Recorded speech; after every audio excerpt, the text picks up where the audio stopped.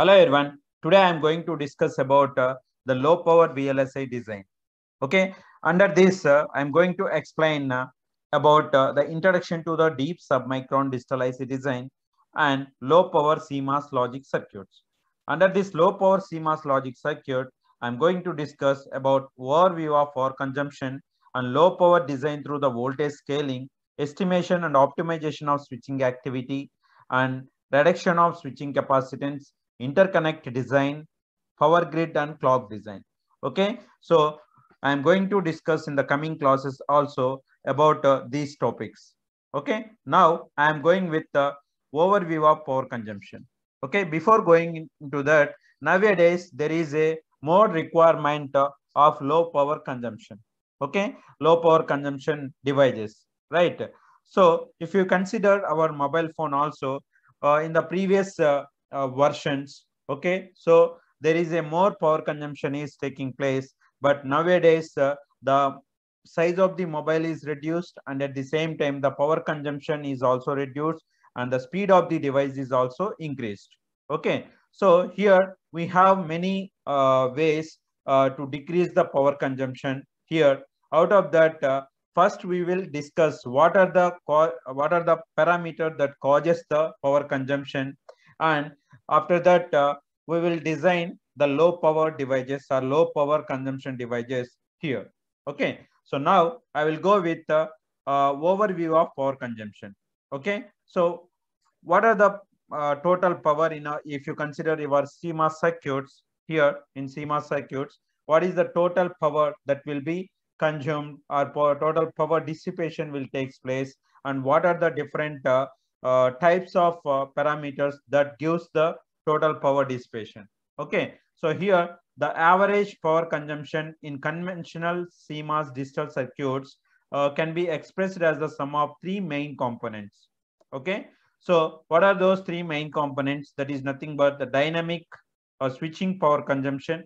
Second one is the short circuit power consumption, and third one is the leakage power consumption. Okay, including all these three, we have another power consumption, that is nothing but static power component. So when we will get the static power component, if the system or chip includes circuits other than the conventional CMOS gates that have continuous current path between the power supply and the ground, the fourth power component should be also be considered, that is nothing but the static power component. Okay, so what is the static power component? uh, we will get for the CMOS digital circuits, these three are the power consumptions what we have, that is dynamic power consumption, short circuit power consumption, and leakage power consumption. But another one is also there, due to that static devices, due to the devices other than CMOS digital circuits or CMOS gates, we have, because of presence of them, what happened is there will be a current flow always between the power rails, that is VDD and VSS. So that is called as what the static power consumption or the static power component. Okay, this one we will consider as the fourth one for the total average power consumption in CMOS digital circuits. Okay, so here we have, if the system or chip includes circuits other than conventional CMOS gates that have continuous current path between the power supply and the ground. Okay, so a fourth power component should be considered as the static power component. Okay, so this is about how we have the power consumption that is taking place. Okay, that is nothing but the overview. Overview here is nothing but what are the different components that will causes the power consumption is nothing but these three, and the extra one, the fourth one is static power consumption or static power component. These are the components that will give the power consumption in conventional CMOS digital circuits. Okay, now we'll discuss one by one here the dynamic power consumption. So what is dynamic power consumption? Okay, and what is short circuit power consumption, and what is leakage power consumption, and what are the different equations for them, we are going to discuss one by one. Okay, so the first one is here I will consider is the dynamic power consumption. Okay, so the dynamic power consumption, when it will be taking place, means here this component represents the power dissipated during a switching event. The name itself, it is there, dynamic or switching. Okay, dynamic or switching means what? If the output is there when it is switching from logic 1 to logic 0 or logic 0 to logic 1, because here we are considering or we are dealing with the CMOS digital logic circuits. Because of that, here the switching will be takes place from logic 1 to logic 0 or logic 0 to logic 1. So whenever this transition is taking place, the power consumption that is taking is here the dynamic or switching power consumption. Okay, so that's what here we have. This component represents the power dissipated during a switching event, that is when the output node voltage of a CMOS logic gate makes a logic transition. Okay, so that is what here. This component represents the power dissipated during a switching event, that is when the output node voltage of a CMOS logic gate makes a logic transition. So what is that logic transition means? Logic transition is nothing but if the output is changed from output node voltage is changed from logic 0 to logic 1 or logic 1 to logic 0. This is called as logic transition. Okay.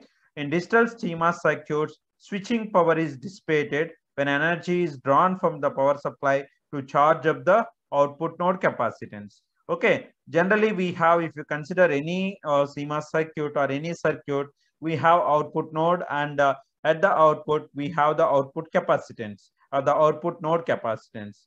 Okay. So now what happened here, if you observe our CMOS inverter, okay. So I will show here, suppose for the example, here I will consider. So this one is PMOS. I am taking, and this one is the NMOS here. So this is VDD and this one is VSS here, or ground we will consider. Okay. So this is the difference between PMOS and NMOS. Suppose this is the inverter, right? So you will consider this one is the C load capacitance, that is CL, and it is connected to the ground. So whenever this transistor is in off condition, what happened here? This VDD will charges this power supply. VDD will act as a power supply and it will charges the capacitance. Okay. So therefore, if you consider here the output, here previously the voltage across the capacitor or the V out is equal to 0. After this one, this VDD will charge up the capacitance. So the voltage across the capacitance will become VDD. That is complete power supply we will get here. Okay, this is the logic one. Previously, it is logic 0 and the transition taking place from logic 0 to that is logic 1, that is VDD. So at this point, whatever the power consumption that is taking place, we called as what? The dynamic or switching power consumption. Okay, so what is meant by here? The switching power consumption means whenever there will be a logic transition takes place at the output node, that type of power consumption is called as what? The dynamic or switching power consumption. Okay, so that's what here. During this charge up phase, the output node voltage typically makes a full transition from 0 to VDD, and one half of the energy is drawn from the power supply is dissipated as a heat in the conducting PMOS transistors. Okay, so that's what here. During this charge up phase, capacitor charging, okay, so the total power supply is used by this capacitance for the charging from 0 to VDD, but out of that, one half of the energy will be wasted in terms of the power dissipation. Okay. And next one is no energy is drawn from the power supply during the charge down phase. That is nothing but whenever the charge, the capacitor is discharging. Okay. Discharging with the NMOS transistor when it is on. Okay. So when V in is equal to 1. So V in is equal to logic 1 or VDD, suppose. Vn is equal to VDD here. So this will be VDD and this will be VDD, and I will take this one as ground. So here I will take output across the capacitance, that is output capacitance or output node capacitance. Okay. So this is what we have, V out. Okay, so if V in is equal to VDD, the NMOS will be on. This one will be on. Okay, so this PMOS will be in off condition. The PMOS will be off condition. Vn is equal to 0, the PMOS will be on and NMOS will be off. At that point, the capacitor will charge from 0 to VDD. Now, the second case is Vn is equal to VDD. This will be goes into the off condition and this will be goes into the on condition. Whenever it is on, what happened is the capacitor, there is no connection with this VDD to the capacitor. Okay, capacitance. So the capacitance already charged, fully charged. Okay, so yeah, whenever it is on condition means this capacitor will discharge. Okay, capacitor discharge. That is capacitor discharge. Okay, so the capacitor will discharge here.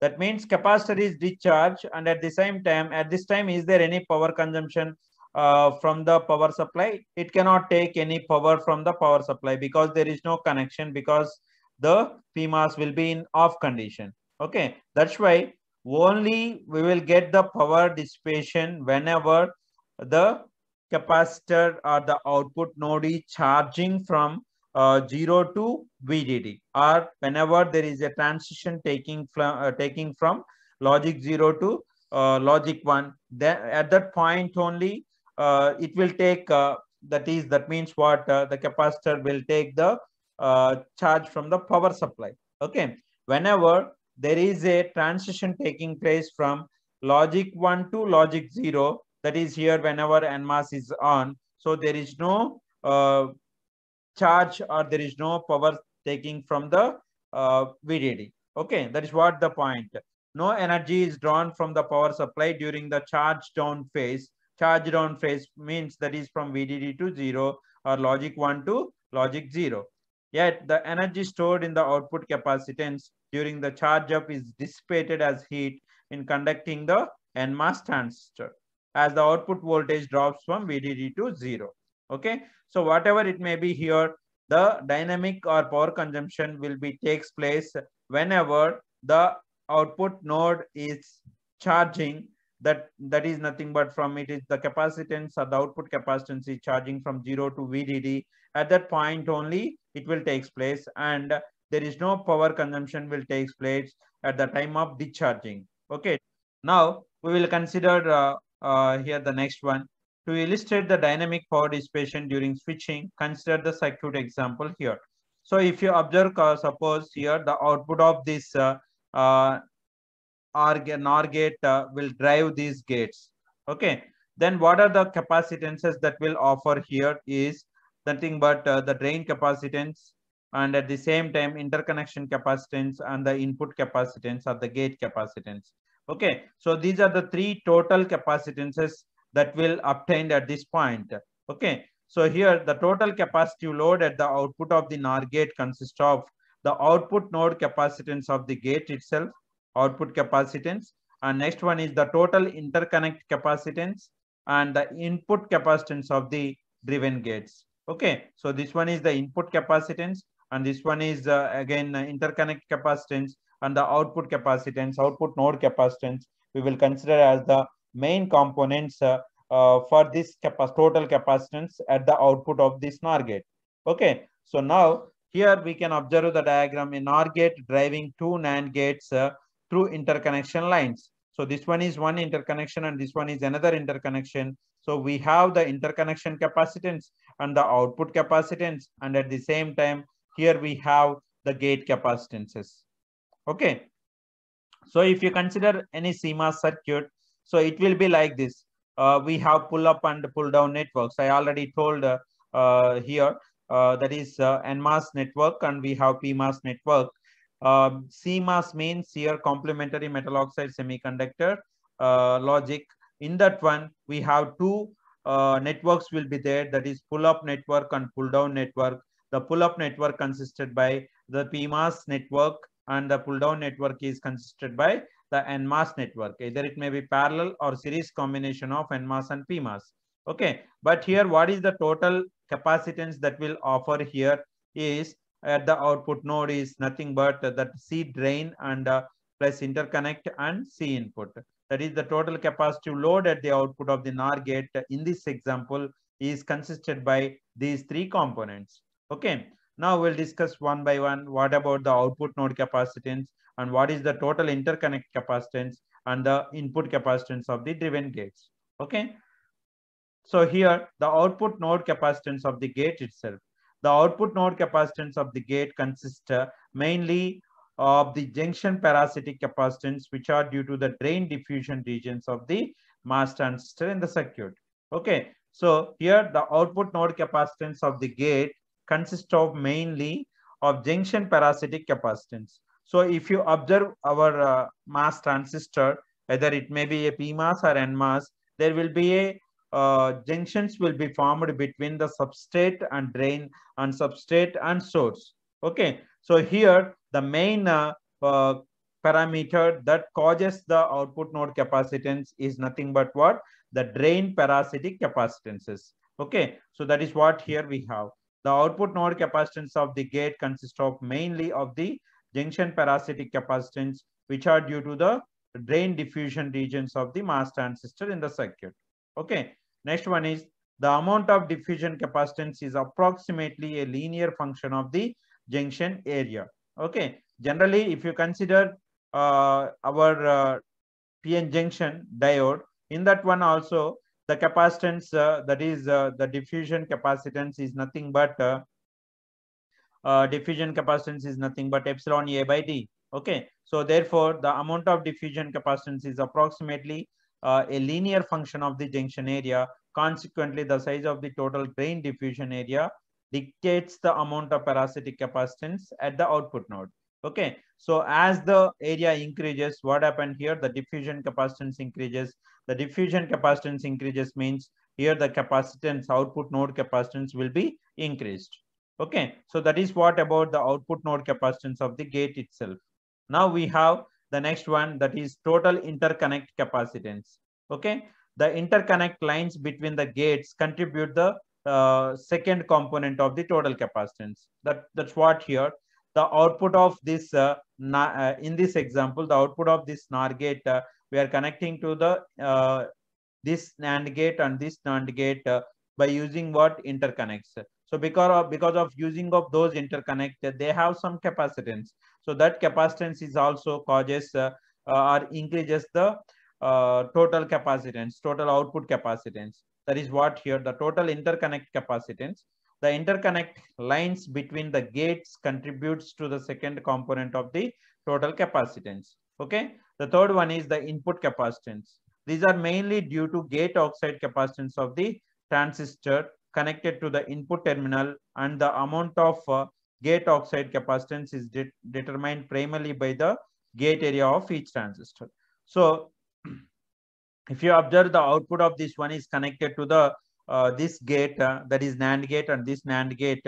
So therefore, here this NAND gate consists of the transistors. Okay. So if that NAND gate consists of two NMOS, if it is two input, it is two NMOS transistors and two PMOS transistors. So each NMOS and PMOS consist of their corresponding gate capacitances. So those gate capacitances is also includes in the output node capacitance. Okay. That's these are the three capacitances what we have that is present at the output node of the NOR gate for this example. Okay. So that's why here, if you consider this is the output node, here we have the drain capacitance, the first one, the output node capacitance plus the interconnect capacitance plus the input capacitance. Input capacitance mainly depends on the gate capacitance. Okay. So that is what here the total output capacitance here the power consuming transition at the output node that is due to this total capacitance,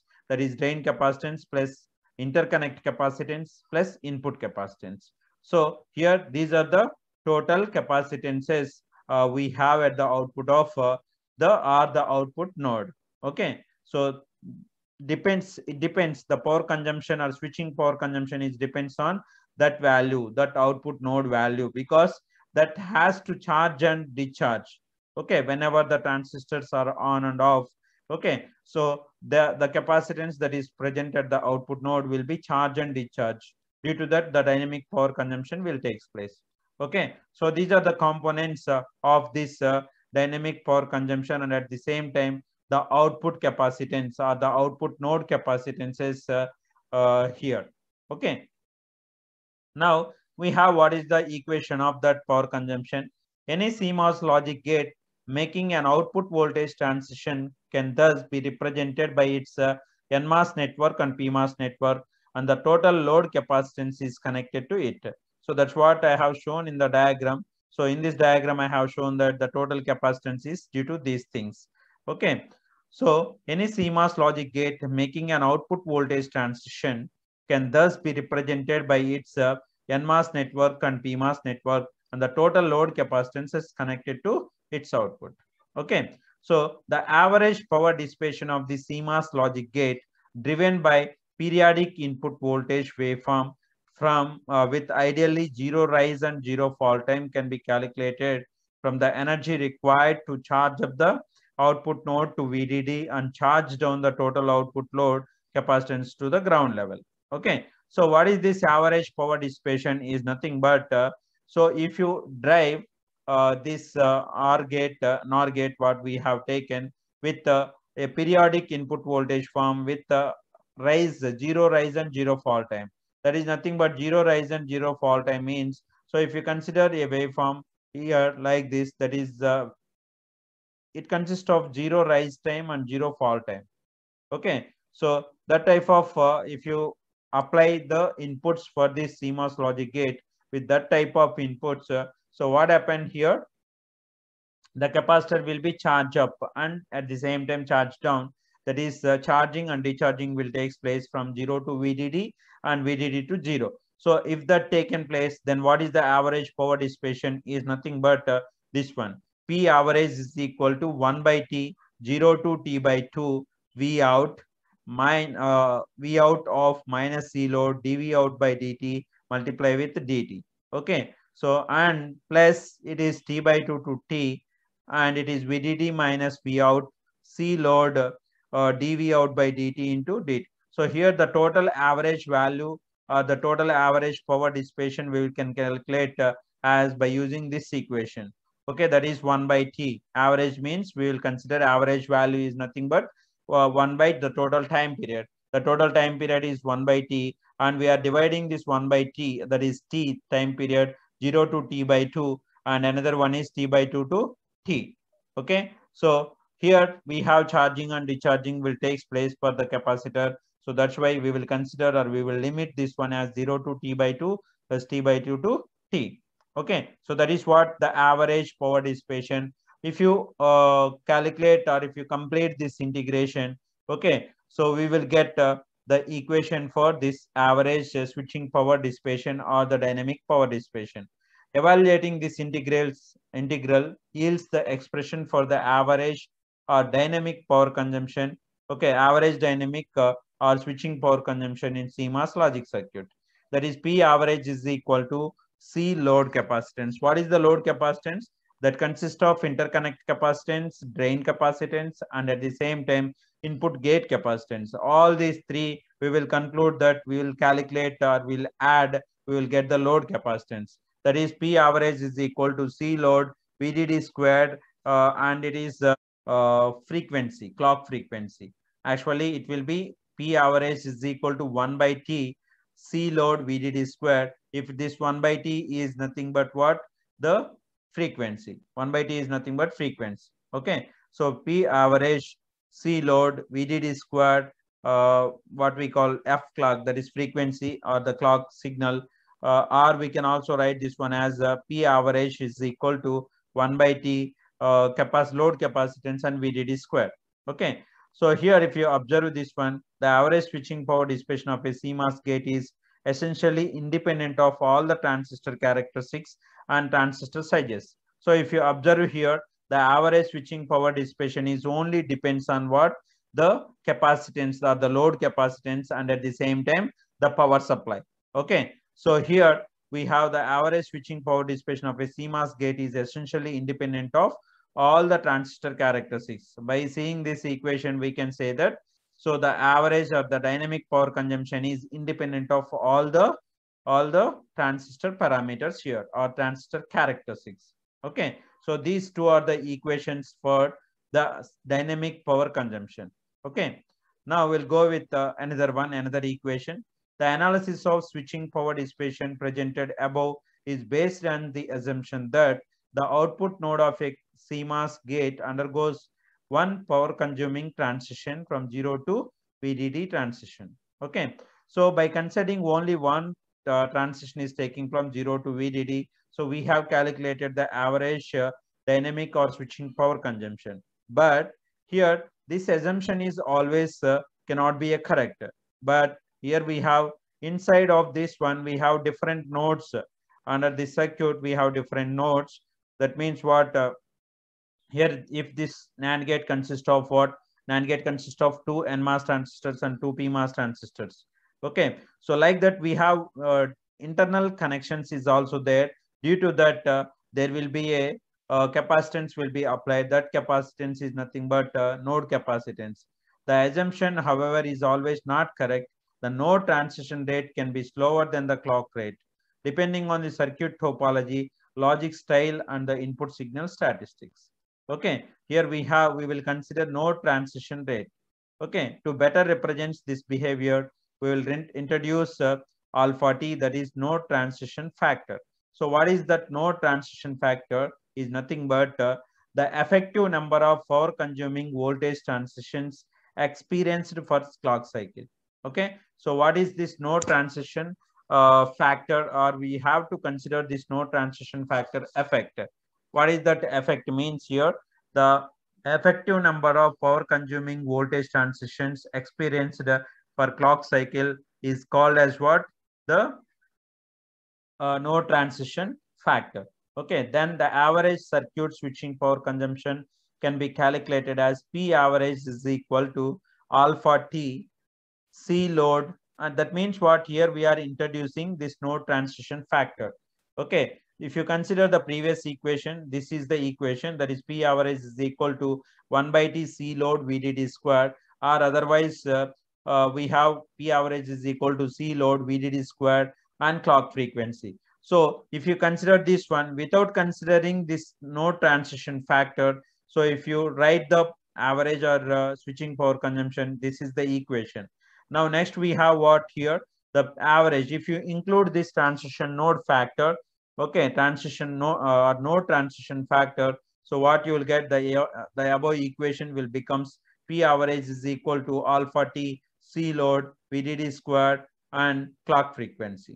Okay, the above expressions are derived by taking into account the charge up and charge down process of the output node load capacitance. Okay, in complex CMOS logic gates, most of the internal circuit nodes also make full or partial voltage transition during the switching.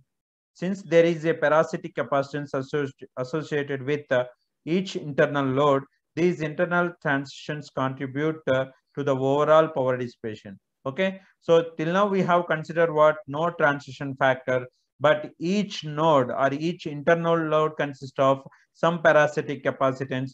Due to that also some power consumption will take place. So if you include that one also, we will get the equation as like this. In fact, an internal node may be undergoes several transitions while the output node voltage of the circuits remain unchanged.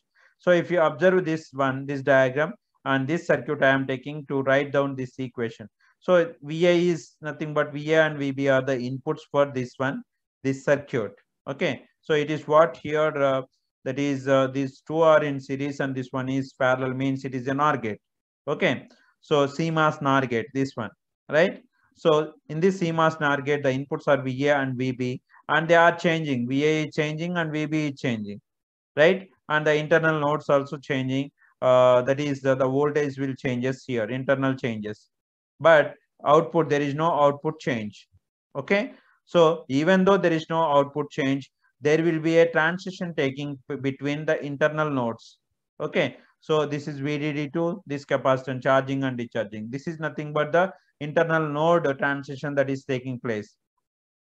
Okay, in fact, an internal node may undergo several transitions while the output node voltage of the circuit remains unchanged. Okay, so this is nothing but this will also affect.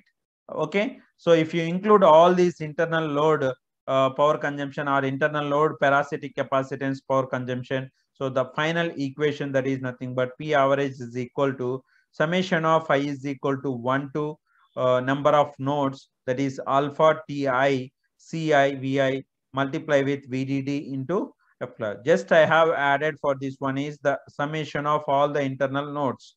Okay, where Ci represents the parasitic capacitance associated with each node in the circuit, including the output node. Okay, and alpha Ti represents the corresponding node transition factor associated with each node. That is what here the final equation what we have for the dynamic or power consumption, switching power consumption. Okay, so what we discussed today, I will summarize here. So the first one we have seen is nothing but what is the need for low power consumption devices. And the second one is what are the overview of power consumption. Overview of power consumption means under this we have seen that what are the different components that will causes the power consumption in our CMOS digital circuits. Okay, so we have actually three main components and another component due to the outside circuits. Outside circuits means other than CMOS logic gates. Okay, so what are those one here? Dynamic or switching power consumption, and at the same time short circuit power consumption and interconnect power consumption. These three are the main components that causes the power consumption in CMOS digital circuits. Okay, so after that we have what the static power consumption. So due to the presence of other than the CMOS logic gates, the power consumption is taking place. That is called as what? Static power consumption. Like that, we have four power consumption components we have in our digital, that is CMOS digital circuits. Out of that, the first one is what? Dynamic power consumption. So the dynamic or switching power consumption will take place due to the switching or the transition of output node from logic 0 to logic 1. That is charging up of the output node capacitance from the 0 to VDD value. At that point only there will be a power consumption or the power dissipation will take place. And at the time of discharging, we don't get any power dissipation. That is when the transistor NMOS is on. Okay, so that is the capacitor discharges through the NMOS transistor to the ground level. Okay, so at that point we don't consider any power consumption. Okay, but here if you consider that we have three main for any output any CMOS device, we have three main components of the capacitance, that output node capacitance that causes is nothing but one is what due to the input capacitance or the gate capacitance, and next one is the drain capacitance or the output capacitance or output node capacitance, and another one is that is interconnect capacitance. So these three capacitances that will causes that will increases the output node capacitance. Okay, so after that we have the equation that is nothing but the average power consumption, average switching power consumption equation we have. This is the equation we have. If you integrate this one, so we will get the average power dynamic power consumption. If you consider no transition factor, we have to include alpha T. Okay, so that is what here alpha T, that is internal load transition factor. Okay, there will be a more transition is taking place at the internal nodes. If you consider the two into consideration, so we have alpha T, C load, VDD squared, F clock.